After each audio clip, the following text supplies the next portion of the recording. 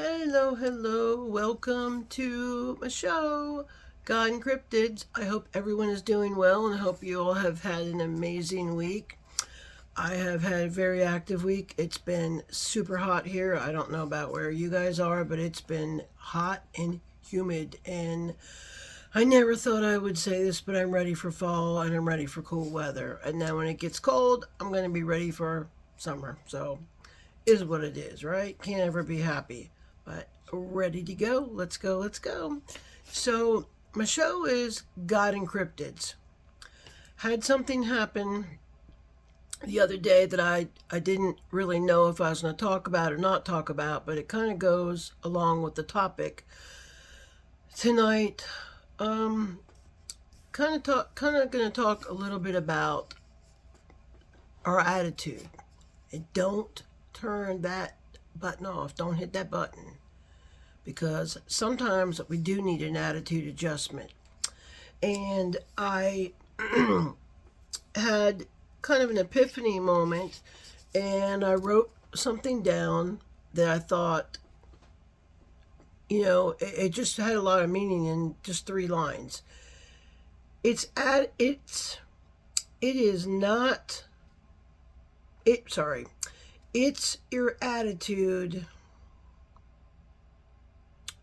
not your aptitude, that will determine your altitude, your success. I'll say that again because it's kind of a tongue twister, right?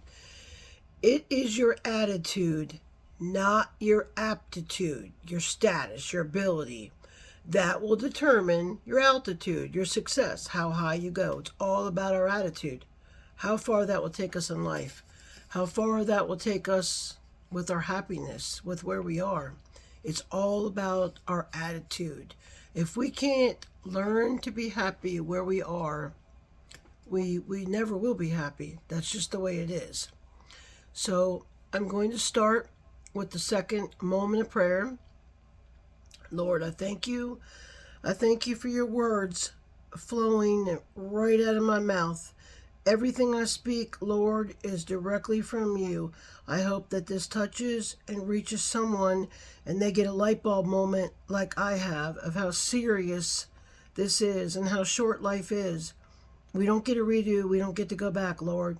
Just please touch someone, encourage them, and give them strength. And just let them want to seek you. Let the seed be planted somewhere. And let them share this with others to reach maybe someone else that's struggling and doesn't want to reach out for help, and they can watch this. In Jesus Christ's name, amen. So, let's go, let's go. I'm all pumped up. So I wanted to take it as a story that happened, and this does go along, excuse me, my allergies are just crazy. This kind of goes along with what I was going to say, and this really happened, and I was not the only person that witnessed this. So I was in the shower the other day, and I heard a knock at the door, banging on the door, like the cops banging on your door. No offense to any police officers, but that's the way they were banging on the door, like they were ready to break the door down. And I was like, what the heck? I'm in the shower, and my husband, I don't know where he was, and our Rottweiler, he was just barking really loud. So the guy went away. My husband didn't get to the door in time. So then this happened a second time. And this is the same day. A little louder this time. And the guy knocked for a long time. I mean, like 2 or 3 inches. Bam, bam, bam, bam, bam, bam, bam, bam, bam, bam, bam. It wasn't even like knock, knock, knock and a break. He just kept on going. Well, we have a no trespassing sign up. We have a no soliciting sign. Unless it's one of our neighbors or something, but I mean, nobody comes here. Like, nobody. So, the second time my husband answers the door, and it's some younger guy, and he's on a hoverboard, like an electric little skateboard thingy hoverboard, and he has a clipboard. Well, my husband asked him what he wanted, and he wanted to come in. That was the first thing he wanted, which was really weird. He had a nice kind of, plaid dressy shirt, like like we're in Indiana, so plaid dressy kind of shirt and long shorts. No, he was dressed pretty nice. So my husband's like, "No, you can't come in and don't come back." Well, my husband looked down at the clipboard and there was nothing on it. So we never even, he acted like he was selling something, but he did not knock on anyone else's door. We watched him. Well, my husband did anyway. And I thought this was weird. So a couple hours later, I'm taking my dog for a walk. And yes, this does have to do with the cryptid and a God situation. I'm taking my dog for a walk. It was a beautiful evening, like 72 degrees. It was like 6:30 at night. I don't walk in the dark. I learned my lesson on that. So I'm walking my dog. I do about 2 miles, and I'm walking him, and he's on, of course, on a leash. And I do 2 laps, and this man comes out, and he tells me that he has cancer and he's dying. So, I'm not going to tell his personal business in case he watches, but I talked to him and I said to him, I'll be back. And he had to go in and do something. He said supper was on the table or dinner or stove or something. So he was in the front yard and I did another lap. Well, as I was doing my other lap, this lady on the street over is taking her trash. I've never met her. And she's out there and I said, "Hi, how are you?" And she's like, "Oh, hi, where do you live?" And as I'm talking to her for about 30 seconds, because it's starting to, get later and I want to get back to this man and then get home, this kid from this hoverboard, and this was in the morning when he came by, he starts coming up behind me. Well, I did not know he was coming because this electric hoverboard makes no noise. It's literally the size of a skateboard. And my dog, Gabriel, pushes up. He's still a puppy, but he's like 120 pounds. He pushes up against me real tight, like he's protecting me, and he spins around. Well, he's so strong and powerful. Man, he almost tore my shoulder off, and he spins around. And he starts growling, the meanest growl I've ever heard. This kid starts coming towards me, and he's just growling. And then, as he's growling, he's showing his teeth to this kid. And the kid was like coming right towards me. And for some reason, I wanted to look at his eyes. And I think I have mentioned before, I do have, some abilities, visions, and things like that to premonitions, visions, godly given gifts to know things. So I wanted to look at his eyes. And as soon as I looked at his face, he has like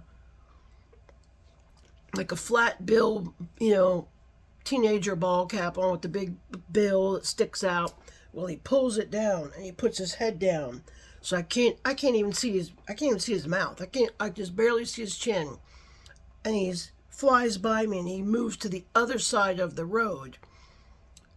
And he flies by me and the lady looks at me and she's like, "That was strange." I'm like, "Yeah, that was really strange." And he was saying something. I couldn't understand what he was saying.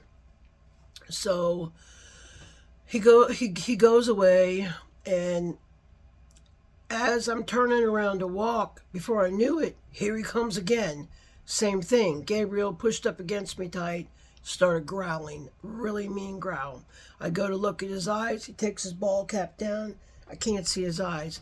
The crazy thing is, my husband's still at home. I got my phone in my pocket. It starts ringing. I couldn't answer it because I'm going to watch this guy. I'm not taking my eyes off this guy. Well, after the guy went by me, same scenario, went to the other side of the road, couldn't see his eyes. My hair on my arms stood up and I got goosebumps. And I got a very bad feeling. I didn't know why, but I got a very bad feeling. And as soon as he's gone, I see that it's my husband called, and I called him back, "Hey, what's going on?" And he's like, I just like had a very extreme, strong thought in my head to tell you That same kid is coming by. Do not look in his eyes. And I was like, what? How did you know that? He's like, I don't know. He's like, did you look in his eyes? And I said, no. He's like, don't. I'm like, okay, that's, and the kid was gone. So I go back around and I'm talking to this man about saving his soul because he's not given his life over to Jesus and he has stage 4 cancer. He was riddled with hundreds, yes, hundreds of tumors only a few months ago. Well, he's not healed. He still has stage 4 cancer and he's not saved. So as I am on my way back to him, this kid keeps coming by. So I'm talking to the man, and he says, this kid comes by again as I'm talking to this man. So same thing, I couldn't look at his eyes. And Gabriel started growling. I still had him with me. And the man goes, that was strange, right? And I said, yeah, and I got chill bumps again. So this is 3 times now. So talk to the man, and he says, that kid was out here at 8 o'clock this morning. I'm like, what? First of all, there's no bathrooms around. We live in an older neighborhood, heavily wooded. He's dressed nicely. There's nothing to drink or eat. He's saying this kid showed up at 8 o'clock in the morning and has been around. First of all, this is 7 o'clock now, 7:30 at night. How does a hoverboard stay charged that long? That's like 12 hours. He's zipping by me like that thing is fully charged. And where did he use the bathroom? What did he eat? What did he drink? That was just weird. It was very weird. So I talked to the man. I made him we talked about Jesus. I told him about Jesus, how to be saved. So I made him a loaf of bread, and I'm getting ready to take it to him. Last night, me and my husband took it to him, talked to him about being saved. And, he's not saved. He I don't know. He said that he would, guess basically take care of it later. So today I went to go bring him a book that I had that I thought would help to give it to him. And as this kid, nobody's seen this kid. I've asked some of the neighbors. Nobody knows where he comes from.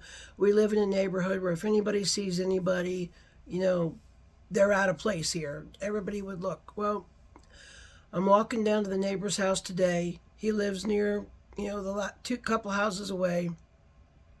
And I'm going to bring him a book. And here comes this kid again. He's wearing the same clothing, the same hat, and he's on the hoverboard. I never saw a clipboard anyway, any of the times I saw him, and neither did this man that I was talking to. Only my husband did, and he said there was nothing on the other side of it.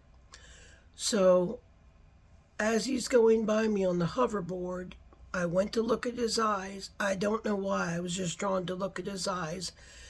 And I saw his eyes today, and they were black. I could see very little bit pupils.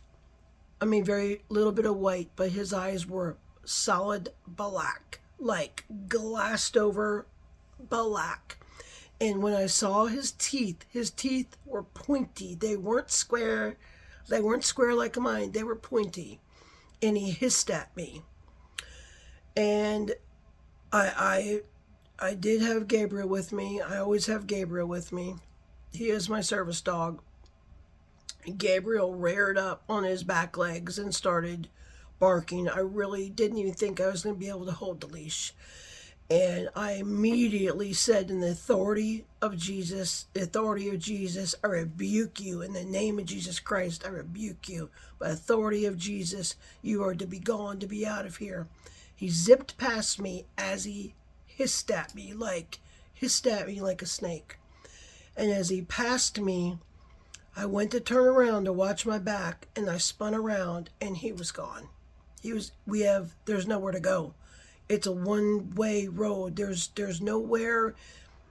It's flat here where we're at. There's nowhere he could have gone. He couldn't have gone in the door. He couldn't have gone behind a tree. There was absolutely nowhere he could have gone for me to turn around like that quickly. There's nowhere he could have gone. And Gabriel was just looking at me like, what the heck, where'd he go? So I just left the book at the door and I went back home. And that happened. Think about it, talking to this man about saving his soul. And what do you think the devil is going to do? Send anything or anyone he can to stop me, to frighten me, to scare me, to hurt my dog, hurt me. Who knows? But he didn't knock on anybody else's door. There was nothing on that clipboard. He hissed at me and I saw his eyes. That says it all right there. So whenever you go to do something good or godly, don't think that the devil is not going to come after you to stop you. And don't be afraid. Don't be frightened. You continue to do what you set out to do. And you say, by the authority of Jesus Christ, I command you to be gone. You say, by the authority of Jesus Christ. Because God said he gave us authority to rebuke and get rid of every negative or demonic thing. We have authority over them. Remember that. So there is no way, you don't need to be afraid. He gave us authority. We're given that power. We just don't know it because we get caught up in the moment. The devil likes to catch us off guard. So that's what happened, and that's what I wanted to just stress to you today.